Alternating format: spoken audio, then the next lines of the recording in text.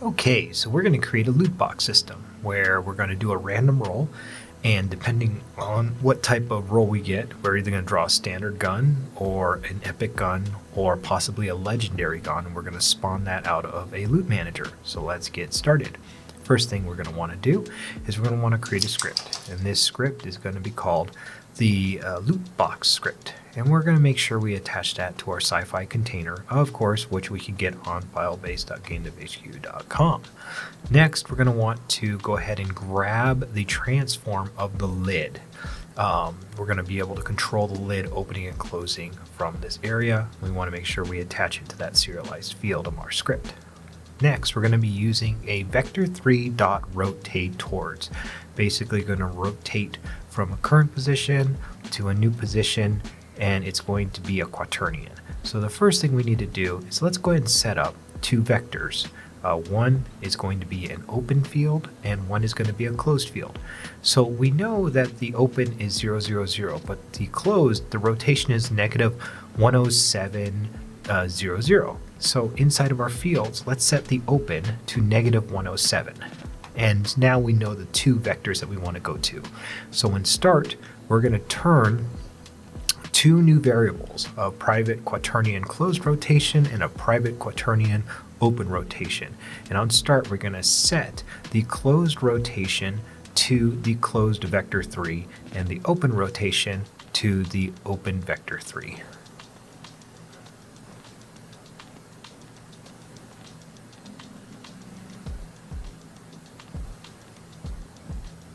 Excellent. So once we get that going, we're going to go ahead and grab the lid's local rotation, and we're going to set that to the closed rotation at start. That way we always know that the lid is closed at the beginning of the start of the game. Now let's take a look and see if the open rotation works if we set it to start, which it does, it looks like. So in update, what we want to do is we want to grab the lid's local rotation, and we're going to do a quaternion rotate towards. And where do we want to rotate towards? The lid's current local rotation, and then we want to rotate it toward the open rotation. And then we want to do it over a time.delta time sequence.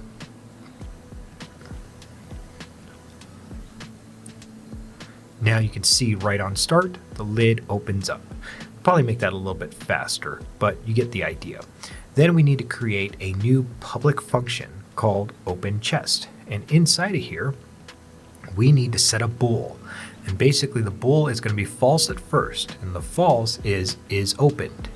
So we're going to check if the chest is open. If the chest is opened, then we're going to go ahead and drop the rotation in update.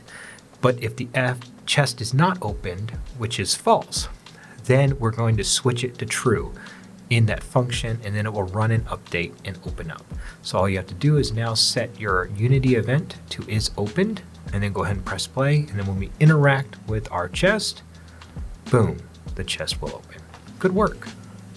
And what we want to do is look at our standard, our epic, and our legendary drop rates. And we're going to set our standard to a 0.6, our epic to a 0.2, and our legendary to a 0.2. So to do this, we need to create a run loot system. Of course, I'm always going to make sure that I actually ran the loot system because, simple things will get you. And when I open the chest, I'm going to run that function. In here, I'm going to create a roll. A float that's going to be a random range between 0.0 and 1.0. Once I roll that roll, I want to debug what was the roll, and I want to get the rate or ratio of what that was. Next thing I want to do is say, if I rolled, let's say over 0.8, well, that's going to be probably the legendary. So I'm going to roll a legendary item. If I roll, let's say, somewhere less than or around 0.02 or less, then I rolled an epic, and then else everything in between, that's a standard roll right there. So whenever I roll something like that, it's going to roll back as a standard game object. So we're going to first start by creating a empty game object. We're going to call this spawn position. And this is inside the chest, and this is where we're going to spawn our object inside of our chest.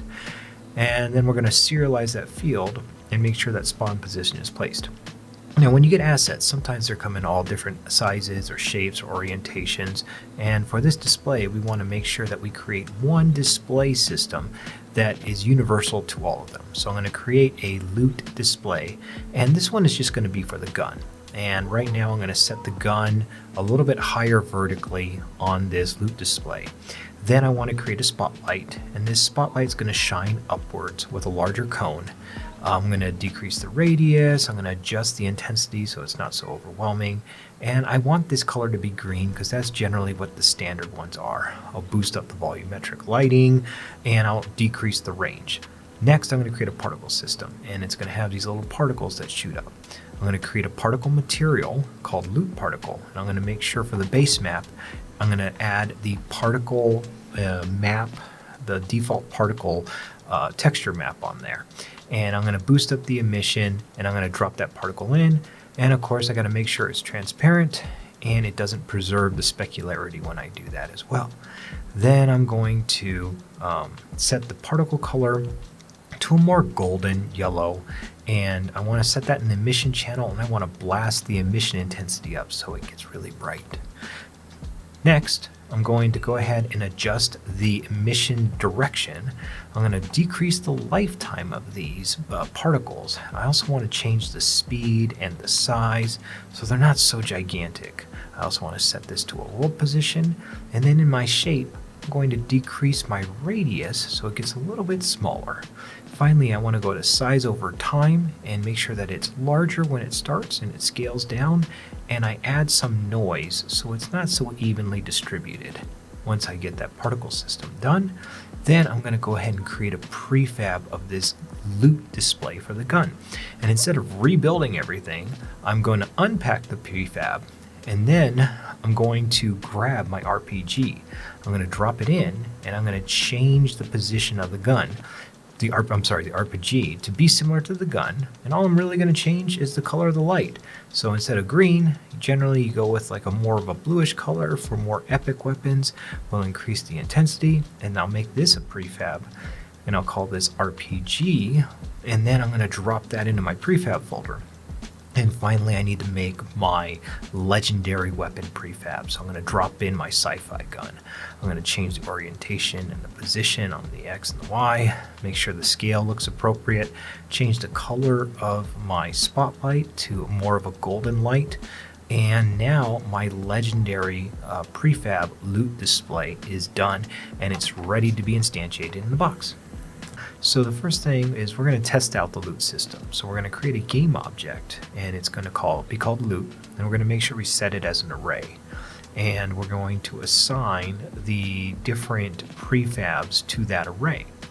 Then we're going to instantiate, depending on what type of role we get, what type of loot we're going to get. So for the role that is legendary, we're going to instantiate loot from the array of 0.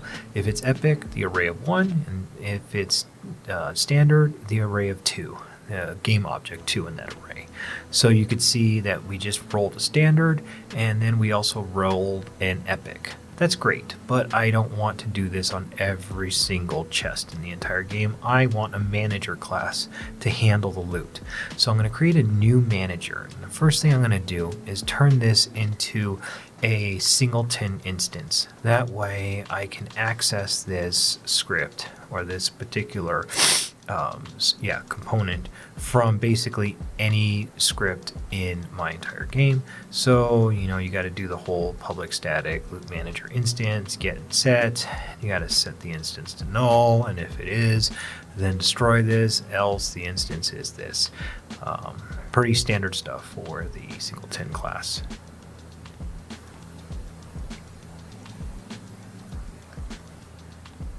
Once you get the singleton all set up, and we should be able to call this loot manager from anywhere, we're going to go ahead and create a header. And we're going to call this loot prefabs, and inside of here we're going to serialize a couple arrays, and we're going to call it standard loot, we're going to call it epic loot, and we're going to call it legendary loot. And this is where we're going to store now all of our prefabs that we're going to spawn in for our loot boxes. So of course we got to make sure in our manager we assign those prefabs, otherwise we can run into some errors. Once we do assign those prefabs, we're going to want to create a game object in our loot box script. And it's going to go to that loot manager.instance, and we're going to create a new function. And there's 3 of them. You're going to create a get random legendary loot. And then we're also going to want to go ahead and create not only get random legendary loot, but get random epic loot and get random standard loot as well.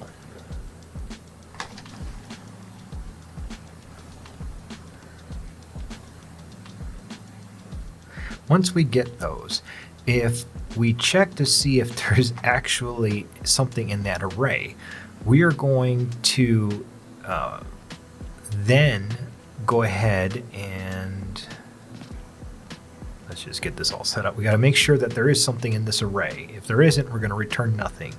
Else, we need an index number. We need to find out which item we're going to pull. So we're going to randomly pull from the length of this array, from 0 to whatever how many is there, and then we're going to return this game object based on that index.